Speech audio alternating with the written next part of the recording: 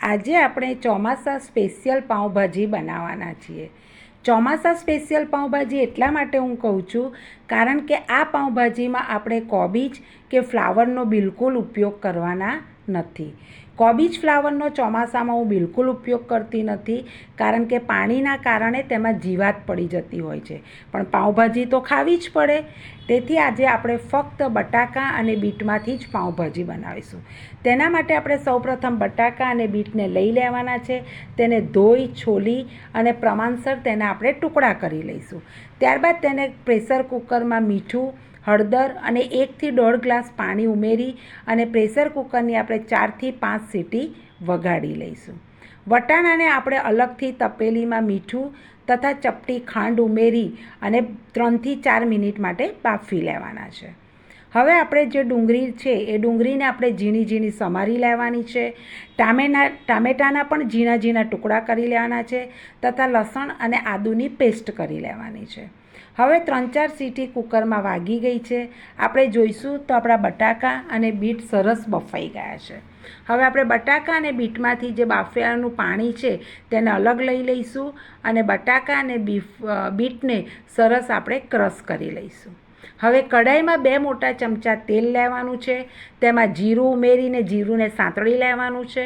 જીરું સંતળાઈ જાય એટલે આપણે તેમાં ડુંગળી ઉમેરી દઈશું અને ડુંગળીને પણ આપણે 1 થી 1.5 મિનિટ માટે સાંતળી લેવાની છે. ડુંગળી સંતળાઈ જાય એટલે તેમાં આપણે થોડું મીઠું ઉમેરીશું. ત્યારબાદ લસણ અને આદુની પેસ્ટ ઉમેરી અને તેને પણ આપણે 1 મિનિટ માટે સાંતળી લઈશું. બધું બરાબર સંતળાઈ જાય એટલે તેમાં આપણે સમારીને રાખેલા ટામેટાં ઉમેરી દઈશું. ટામેટાં ચઢે તે માટે આપણે ઢાંકીને 1 મિનિટ માટે તેને ચઢવા દઈશું. હવે 1 મિનિટ બાદ આપણે જોઈશું તો આપણા ટામેટાં પણ સરસ ચઢી ગયા છે. હવે આપણે તેમાં આપણા બેઝિક મસાલા હળદર, ધાણા જીરું પાવડર, લાલ મરચું તથા પાઉંભાજીનો મસાલો 1 ચમચો ઉમેરી દઈશું.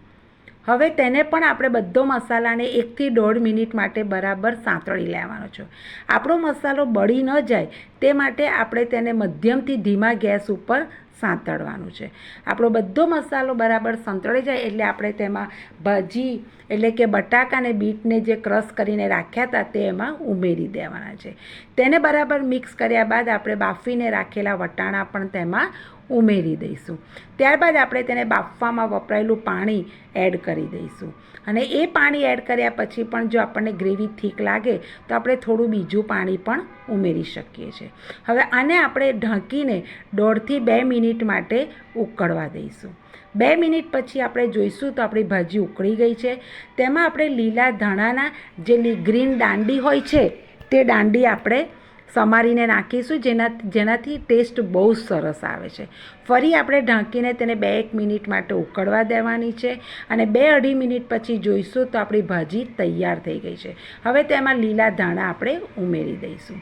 ભાજી સાથે ખાવા માટે પાઉંને આપણે એક તવી ઉપર બટર લઈ લઈશું અને તેમાં લસણ અને મરચાંની પેસ્ટ ઉમેરી દઈશું.